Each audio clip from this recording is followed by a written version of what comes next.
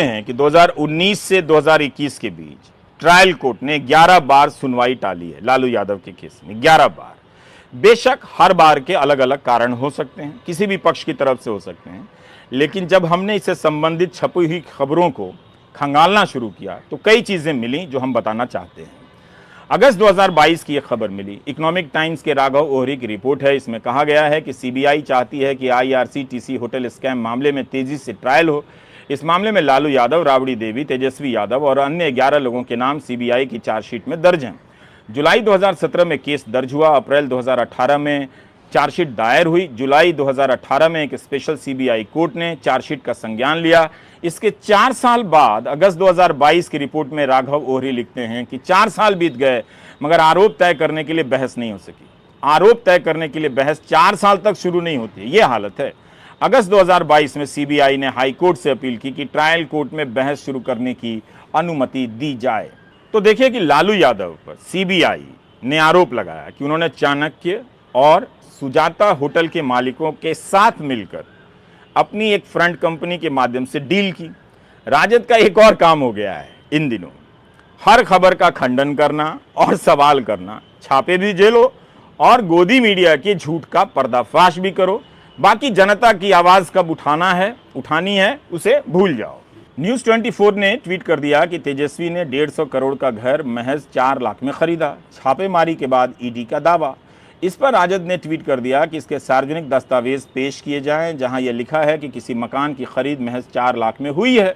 दूसरा, आज से 15-20 वर्ष पूर्व किसी मकान की कीमत और आज की कीमत एक जैसी ही रहती है क्या? तीसरा, मकान खरीदा जाता है, घर नहीं।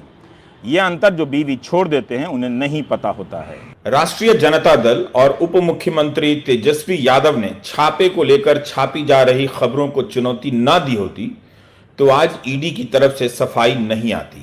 इस प्रेस रिलीज में ईडी ने पिछले केस का पूरा ब्यौरा लिखा है और 11 मार्च को जो ट्वीट किया था उसे थोड़ा और विस्तार से बताया है। यह बहुत जरूरी है कि ईडी के अधिकारी कम से कम छापों को लेकर जवाब दे रहें। 350 करोड़ की अचल संपत्ति खरीदे जाने की बात है जब लालू प्रसाद यादव रेल मंत्री थे और 250 करोड़ की बेनामी संपत्ति बताई गई है।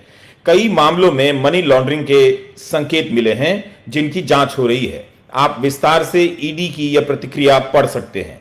क्या यही जानकारी ईडी की तरफ से पहले नहीं दी जा सकती थी?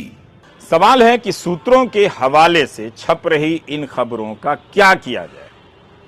अगर ये सारी बातें गंभीर हैं, सही हैं, तो ये अधिकारी अपने चेहरे के साथ, अपने नाम के साथ मीडिया के सामने क्यों नहीं आते हैं और क्यों नहीं सारी बातें ऑन रिकॉर्ड रखते हैं? आज कांग्रेस ने कई राज्यों में राजभवन तक मार्च किया है। अदानी समूह पर जो आरोप लगे हैं उनकी जांच की मांग को लेकर विपक्ष सड़क पर है मगर खबरों में विपक्ष नहीं है। कांग्रेस पूछ रही है कि मोदी सरकार क्यों चुप है। कांग्रेस ने प्रधानमंत्री से 78 सवाल पूछे हैं। हर दिन कांग्रेस सवालों की कड़ी जारी करती है जिसके जवाब तक नहीं आते। जब सरकार से पूछा जाता है तब जवाब नहीं आता। जब विपक्ष से पूछना होता है तो उसके लिए झूठी खबरों का सहारा लिया जाता है। गोदी एंकर गला फाड़कर चिल्लाने लग जाते हैं।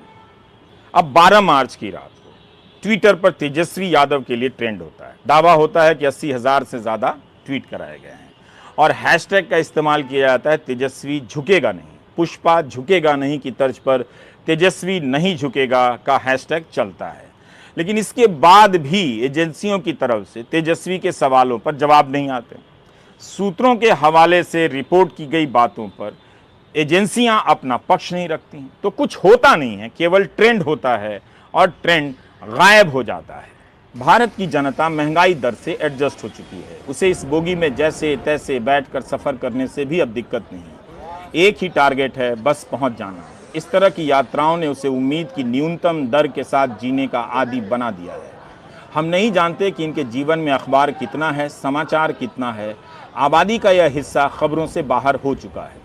रेल मंत्री आए दिन नए नए चमकदार स्टेशनों की तस्वीर ट्वीट करते रहते हैं। आम लोगों के लिए बरसों से इस हाल में यात्रा करने का अनुभव एक ऐसे बायोडेटा की तरह हो गया है जो कोरे कागज पर टाइप तो हो जाता है मगर उससे नौकरी नहीं मिलती है। उसी तरह इन आम लोगों के बोलने से अब हालात नहीं बदलते। स्मार्टफोन के आने और नहीं आने का हल्ला यहाँ नहीं है। जब मिडिल क्लास जानकर भी अनजान बना हुआ है, तब आम आदमी क्लास से क्या शिकायत की जाए कि उसे पता ही नहीं कि अदानी का मामला क्या है, जांच एजेंसियों पर किस तरह के आरोप लग रहे हैं, अदालत में सरकार के पक्ष क्या है। तो सूत्रों को हाजिर करने का वक्त आ गया है। सीबीआई और ईडी ने जो भी पंचनामा तैयार किया है लालू यादव के केस में, उसे सार्वजनिक कर देने का वक्त आ गया है। ये सूत्र कहां छिपे हुए हैं, किस मांद में हैं, इन्हें निकालकर एंकरों को हटाकर इन्हें ही बिठा देने का वक्त आ गया है। कि जब सीबीआई ने क्लीन चिट दी, तब क्या मीडिया ने उस तरह से ढिंढोरा पीटा जिस तरह से छापों के वक्त जोर शोर से बताया गया कि लालू प्रसाद यादव के यहाँ से मॉल के दस्तावेज मिले हैं, हजारों करोड़ रुपए मिले हैं। क्या आपको इस तरह की पुख्ता जानकारी दी गई? पिछले 24 अगस्त को सीबीआई ने गुरुग्राम में एक निर्माणाधीन बन रहे मॉल पर छापे मारे। इसे तेजस्वी यादव की संपत्ति के रूप में पेश किया गया। जिस दिन गुरुग्राम मॉल पर छापे पड़े, उसी दिन बिहार में अन्य जगहों पर भी छापे पड़े। 24 अगस्त को ही विधानसभा में नीतीश कुमार को विश्वास मत हासिल करना था, जिसमें भाजपा के सदस्य सदन से वॉकआउट कर गए थे। तेजस्वी शुरू से ही मॉल से अपने संबंध को नकारते रहे। 2 दिन बाद इंडियन एक्सप्रेस ने भी सब रिपोर्ट किया कि व्हाइटलैंड कॉरपोरेशन प्राइवेट लिमिटेड ने कहा है कि सीबीआई का दावा जो था वो गलत है। कंपनी ने कहा कि निजी स्वार्थों के चलते कंपनी की साख खराब हो रही है।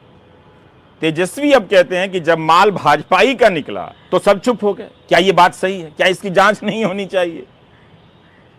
यह तो और भी गंभीर आरोप है।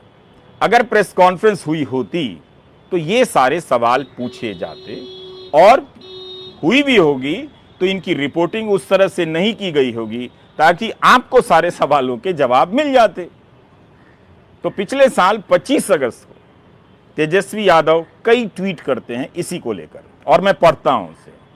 25 अगस्त 2022 को तेजस्वी ट्वीट करते हैं कि जिस कंपनी मॉल और उसके शेयर्स को गोदी मीडिया के सूत्र मेरा बता रहे हैं, वो कंपनी 2021 में बनी। उसके 2 डायरेक्टर हैं जो हरियाणा के हैं। 2 लोगों के पास कंपनी के सारे शेयर हैं। दलाल, बिकाऊ और गंदे सूत्रों के अवलोकनार्थ सारे डॉक्यूमेंट सामने रख रहा हूं। कुछ शर्म बची हो तो खुद को धिक्कार भेजना। 25 अगस्त 2022 को वे ट्वीट करते हैं कि गुरुग्राम के जिस मॉल को गोदी मीडिया के बेगैरत पत्रकार कथित सूत्रों के हवाले से मेरा बता रहे हैं, उन्हें बताना चाहता हूं कि हरियाणा सीएम के साथ साथ बीजेपी के एमपी और गुरुग्राम की बीजेपी की मेयर ने भी उस कंपनी का अनुमोदन किया है। हर प्रोजेक्ट में ये लोग उपस्थित रहते हैं। सीबीआई से इनकी जांच कराओ। 25 अगस्त 2022 को तेजस्वी एक और ट्वीट करते हैं कि गोदी मीडिया अपने आकाओं के आदेश पर गुरुग्राम की व्हाइटलैंड कंपनी के जिस मॉल को मेरा बता रही है, उसका उद्घाटन व बखान हरियाणा के बीजेपी एमपी एवं मुख्यमंत्री मनोहर लाल खट्टर जी ने किया है। कंपनी के प्रमुख शेयर होल्डर नवदीप और डायरेक्टर्स के सीएम खट्टर के साथ मधुर संबंध हैं। अब करो उनकी सीबीआई जांच। 2 दिन बाद 27 अगस्त 2022 को तेजस्वी ट्वीट करते हैं कि 2 दिन पहले गुरुग्राम के जिस मॉल को सीबीआई और गोदी मीडिया मेरा बता रहे थे, उनकी पोल खुलने के बाद जब उस मॉल में हरियाणा के मुख्यमंत्री, बीजेपी सांसद, नेताओं की संलिप्तता सामने आई, तब जाकर व्हाइटलैंड कंपनी कह रही है कि तेजस्वी का इस कंपनी और मॉल से कोई संबंध नहीं था, ना है। तो राष्ट्रीय जनता दल और विपक्ष के नेता इस तरह के कई उदाहरण देकर आरोप लगा रहे हैं कि ईडी, सीबीआई केवल विपक्षी राज्यों में छापे मारती है और सूत्रों के हवाले से बढ़ा चढ़ाकर दावे किए जाते हैं। भाजपा सरकारों के कई मामले सामने आए, मगर वहां ईडी या सीबीआई हाथ डालने से संकोच करती है। अब अदानी समूह को ही लीजिए, कितने गंभीर आरोप लगे। मॉरिशस में शेल कंपनियों के जरिए निवेश करने के आरोप लगाए। क्या ईडी के प्रमुख साहब जहाज पकड़कर मॉरिशस गए? क्या उनकी टीम मॉरिशस गई पता लगाने के लिए? क्या आप ये सब जानते हैं? पिछले साल तेजस्वी यादव ने अपने फेसबुक पेज पर लिखा था कि भाजपा की कुछ पीआर कंपनियां जिन्होंने चैनल, पोर्टल और अखबार के नाम पर पंजीकरण करा रखा है, वो जानबूझकर ऐसी खबरें चलाते हैं ताकि लोगों तक झूठी खबरें पहुंचाकर विपक्षी नेताओं का चरित्र हनन तथा जनता को गुमराह किया जा सके। जब सच्चाई सामने आती है तो अधिकांश गोदी मीडिया उस सच्ची खबर को दरकिनार कर देती है तथा कुछ उसे किसी कोने में एक छोटी सी खबर के रूप में छाप देते हैं कि रिपोर्ट गलत थी। आपने देखा कि तमिलनाडु में बिहारी मजदूरों की पिटाई हो रही है, इसे लेकर किस तरह से भ्रम फैलाया गया।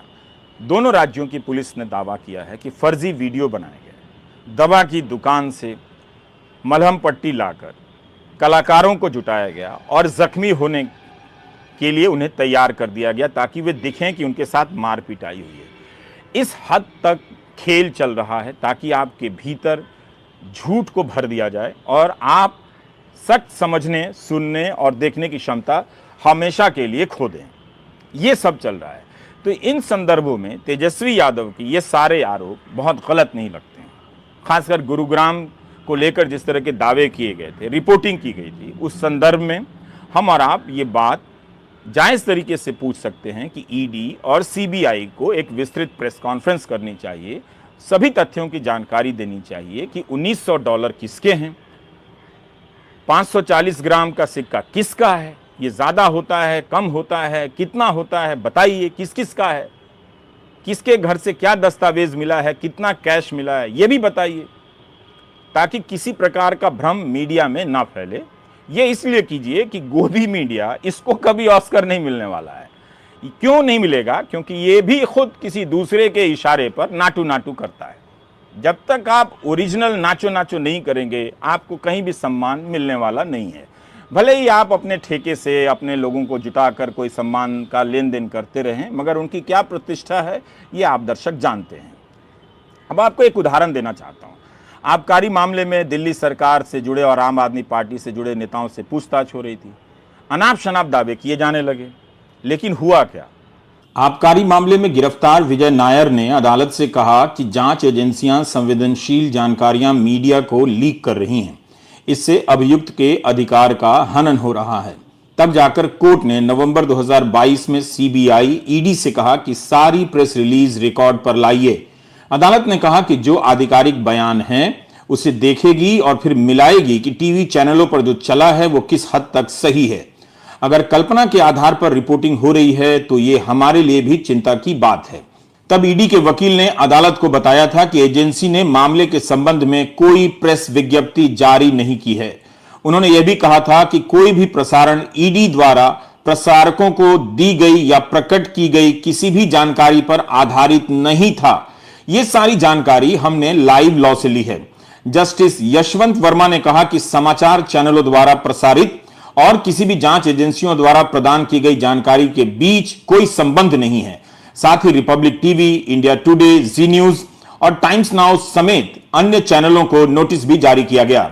जस्टिस वर्मा ने national broadcasting and digital standards authority (NBDSA) को डांट लगाते हुए कहा कि यदि स्वनियमन केवल दिखावा है तो हमें आपको भंग क्यों नहीं करना चाहिए।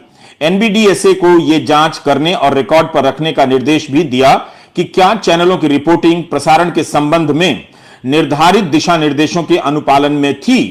तो इस आधार पर तेजस्वी का यह सवाल जायज बनता है कि इतने दावे किए जा रहे हैं, इससे बेहतर है कि पंचनामे में जो भी दर्ज किया गया है उसे ही सार्वजनिक कर दिया जाए।